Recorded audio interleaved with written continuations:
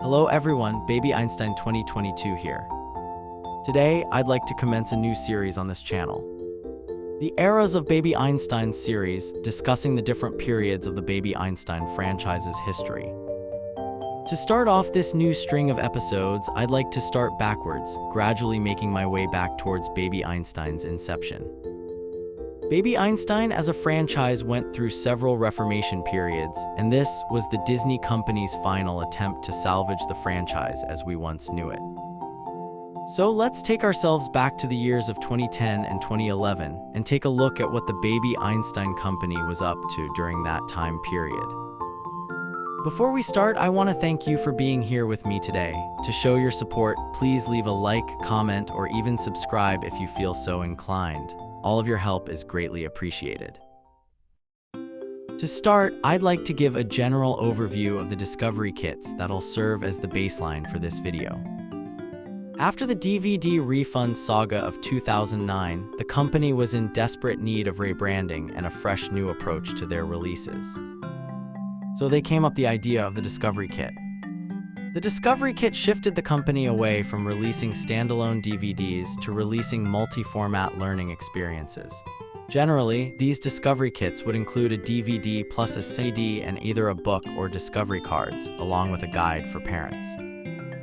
This was important for the Baby Einstein company's brand to visually remain as one focused on educating little ones and not on money. Thus, they included other materials for parents to use to supplement the DVDs. It also shifted a lot of the educational pressure away from the DVDs and instead relied on parents to help their children understand and comprehend the material in front of them. So, between late 2010 and early 2011, the Baby Einstein company released 3 sets of Discovery Kits that included 3 episodes each. These were marketed as different levels, and you were meant to level up in a way as your child grew in age and capability. The first level, color-coded red, was labeled Experience. These films focused on building one's appreciation for classical music and included picture books to go along with each episode. The episodes released within this level were Baby Mozart, Baby Beethoven, and Baby Lullaby. The second level, color-coded green, was labeled Explore. These videos focused more on animals and nature and encouraged young ones to observe and be more exploratory of the natural world that surrounds them. These included discovery cards to go along with each video to help further educate little ones about any animals that might pique their curiosity while watching. The episodes released within this level were Animals Around Me, Wild Animal Safari, and Neptune's Oceans. And finally, the third level, color-coded blue, was labeled Expression. These episodes focused on language, art, music, and general creativity. These episodes included board books to go along with each segment, encouraging communication and artistic exploration. The episodes released within this level include World of Words, World of Colors, and World of Rhythm. The Discovery Kit era is hallmarked by the color-coded borders, new logos, new DVD menu system, Discover the Music, concert halls, and new segments or mini-shows created to supplement each full episode.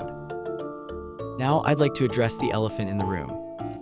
A good amount of the content released as new releases within this time frame are, in actuality, just re-releases of older classic Baby Einstein films created by Julie Ainer-Clark. To frame this, let's look at the release dates. Baby Mozart, Baby Beethoven, Animals Around Me, Wild Animal Safari, World of Words, and World of Colors all released on November 23rd of 2010. It wasn't until February 22nd of 2011 that we would see the releases of Baby Lullaby, Neptune's Oceans, and World of Rhythm, which are all regarded as original releases amongst the community. All Discovery Kits released in 2010 are generally re-releases of classics.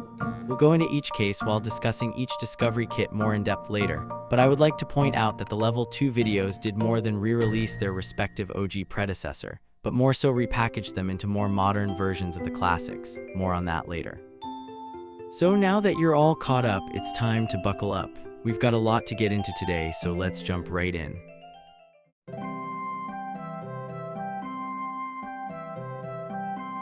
To start, let's discuss the release of the Baby Mozart Discovery Kits. As the name implies, the main feature just straight up Baby Mozart, just like how you remember it from 1998. The Discovery Kit adds 2 mini-segments, the first being Baby Mozart's music box and the second being Parade of Sonatas. This release includes a Baby Mozart picture book. This picture book goes over vocab like dog, rabbit, frog, train, star, and drum to pair along with things seen within the video. There really isn't much to say about this release other than the fact that it's literally just straight up Baby Mozart. If you're a fan of all things Baby Mozart, this release is definitely for you. If not, I'd recommend just skipping this one as there really isn't much new content to enjoy. The next installment in this level has a lot of similarities to Baby Mozart, Baby Beethoven. Like Baby Mozart, it's a full-on re-release of the 2002 classic. It adds 2 mini segments similar to Baby Mozart. Similarly named as well, the segments are titled Baby Beethoven's Music Box and Parade of Symphonies respectively. What also makes this similar to the Baby Mozart release is the inclusion of the Baby Beethoven picture book. This book covers the words bear, pig, baby, turtle, rainbow, and violin. Overall, like Baby Mozart, there isn't much to this one outside of being a repackaging of Baby Beethoven. I think for the purposes of this level, Baby Beethoven and Baby Mozart already do great jobs of introducing young ones to some of the classics that classical music has to offer, so I can't blame the Baby Einstein company for just repackaging the videos and trying to add to them through the inclusion of the picture books and mini segments. Now it's time for our first new installment with the Discovery Kit series, Baby Lullaby. Baby Lullaby mainly consists of a mix of footage from previous releases Baby Bach and Lullaby Time. There are 2 mini segments similarly named to the other 2 in this level, being Baby Bach's Music Box and Parade of Lullabies. These all serve as supplementary videos to the main feature, offering basically shorter versions of each installment. This release also includes a picture book titled Baby Lullaby Picture Book. This picture book goes over the vocab cat, chicken, car, flower, sun, and trumpet. This 2011 release is the last truly music-centric video that the Baby Einstein company ever released. I won't say it's bad, but it's definitely not my favorite of the Discovery Kits. Personally, I'd rather watch Neptune's Oceans or World of Rhythm on any given day, but that's just my opinion. If this video makes you happy, then I couldn't be happier for you. I hope you enjoy this calm and soothing experience. Heck, let it put you to sleep for crying out loud.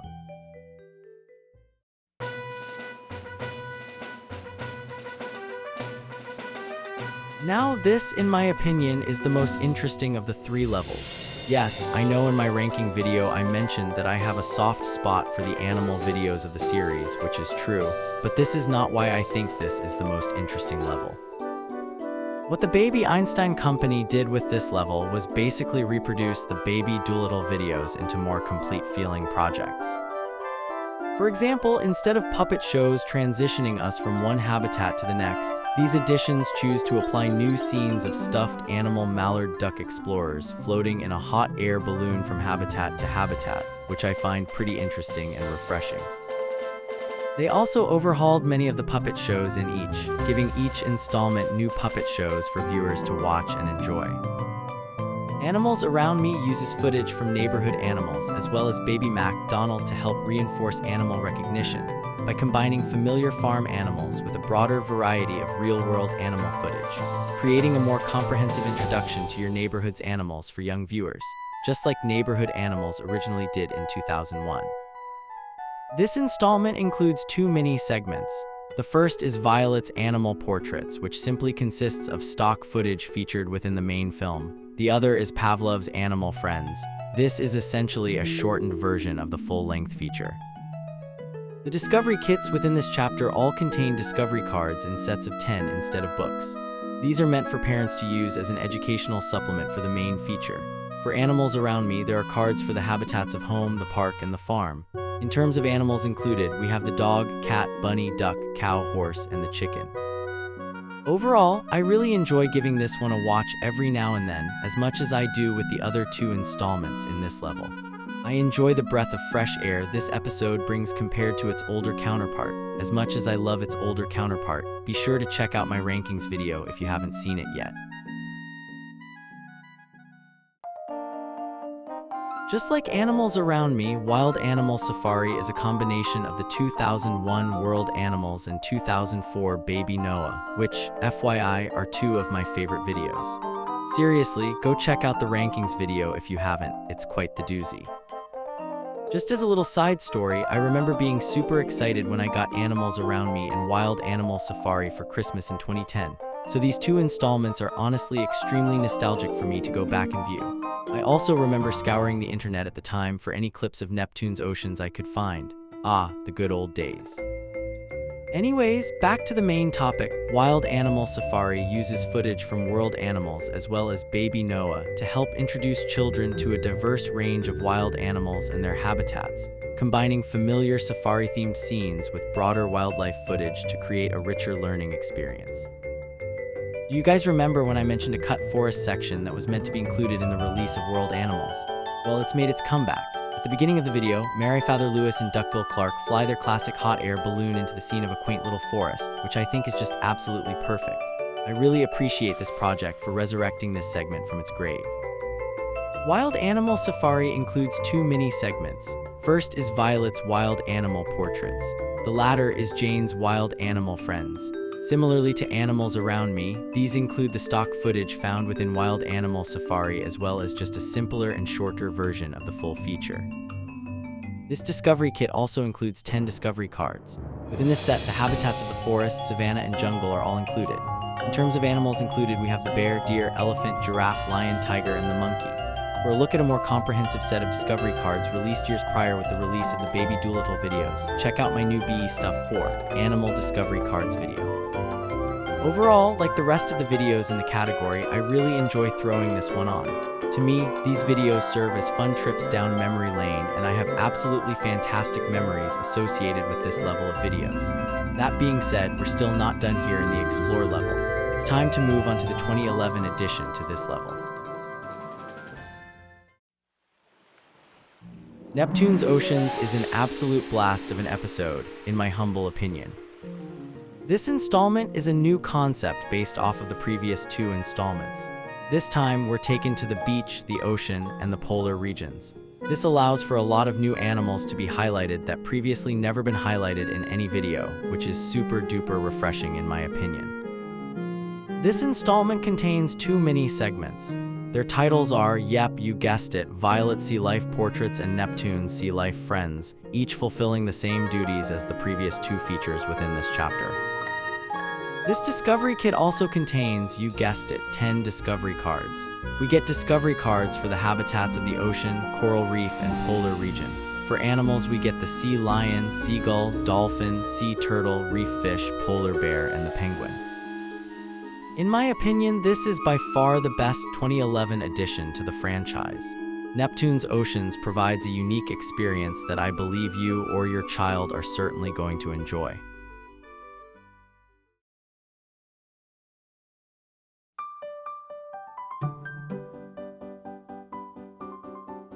Finally, we've made it to level 3. At this level, we'll be going back to seeing the Baby Einstein company simply re-releasing old classics again. This time, however, they're released under different names, which I find to be a little disappointing. I can understand it with Baby Mozart and Baby Beethoven because they share the same name, and I don't think it was necessary for those to get rehauls. That being said, I think for this level it would have been fun to see how the Baby Einstein company rehauled the puppet shows and visuals, but I digress. Remember to leave your thoughts on these discovery kits in the comments below, as I'm curious as to what you guys think of this era of Baby Einstein. To start, let's discuss World of Words. World of Words, simply put, is a re-release of the 1999 absolute classic in Baby Shakespeare. World of Words added two mini segments to the project. The first being Bard's Gallery, which is simply just a collection of the poems and puppet shows featured within the main film. The other segment is Bard's Tribute to Beethoven. This is essentially just a montage of many of the music videos found within the main film. This level of discovery kits include a board book with each release. With World of Words, we get Bard's Notebook to go along with. This book includes poems for the words flower, grass, leaf, snow, cat, and moon. Baby Shakespeare has always been a fun watch, so obviously I think World of Words is too. I think the inclusion of the board books helped the discovery kits in this level feel more full, and are a nice touch given the main feature not having any new content situation. Next is World of Colors. Like World of Words, World of Colors uses the 2000 release Baby Van Gogh as its main feature. World of Colors has two mini-segments to pair along with the main video. First up is Pictures at an Exhibition. Named after Mussorgsky's masterwork, this segment consists mainly of the paintings and some of the footage used within World of Colors. The next is Vincent's World of Colors, which in essence is a compilation of the music videos used within the main feature. World of Colors also contains a board book. Titled Van Gogh's Sketchbook, it contains questions for parents to ask their children whilst reading through and goes over the 6 major colors, also discussed within the video, of red, orange, yellow, green, blue, and purple. Baby Van Gogh in its own right, just like Baby Shakespeare, is a masterpiece of a Baby Einstein video. So I'd say World of Colors benefits from repurposing its content. However, within this level of installments, I'd say one of the more interesting episodes would be added to the catalog. We get to end this video off with a bang. Haha, get it? No, never mind. World of Rhythm is a very intriguing entry to this franchise. In fact, this theoretically is the last video to come out of the franchise as we knew it. So let's take a look at what makes this one of the more interesting installments. World of Rhythm features 2 brand new puppet characters never before seen in any other episodes within the franchise, Coco the Cockatoo and Pilly the Woodpecker. World of Rhythm covers a wide variety of different topics when it comes to music, such as tempo, pitch, dynamics, and rhythm, while including things like nursery rhymes and traditional children's songs. World of Rhythm, like every single other Discovery Kit entry, gets 2 mini-segments, Pilly's Rhymes and Rhythms and Coco's Song and Dance Studio. These mini-segments basically split the video into 2 for those who may be on a time crunch or are simply looking for shorter-length content to enjoy. Like the other kits within this level, World of Rhythm is supplemented by a board book titled Rhymes and Rhythms. If you'd like to see what's contained within the book, check out my reading video on it that I uploaded almost 8 years ago now. Time really does fly when you're having fun. Anyway, World of Rhythm is one of the more intriguing entries to me because of the new puppet characters, the uniqueness of the topic at hand compared to the rest of the franchise, and because this was more than likely the last thing ever filmed by the old Baby Einstein company. Having a video that teaches young ones about the inner workings of how music works is just the cherry on top I think the franchise deserved before its death. Due to the franchise's main focus being to introduce infants to classical music in a friendly and unbearing manner, I think the Baby Einstein company really hit the nail on the head one last time in terms of topic matter, and I believe this episode to be one of the more underrated and fascinating in the entire franchise. Well folks, there you have it. I want to thank you for joining me today for my discussion of the Discovery Kit era Baby Einstein went through between late 2010 and early 2011. This video was extremely fun to create and edit, and I'd love to continue making these. Next Wednesday, I'll be releasing a video that splits the Disney era into 2, starting with 2006 to 2009. I'll hope you'll join me there. Make sure to leave a like, comment, or subscribe if you enjoyed the video. I'm ever grateful for your guys' support. Until next time, peace.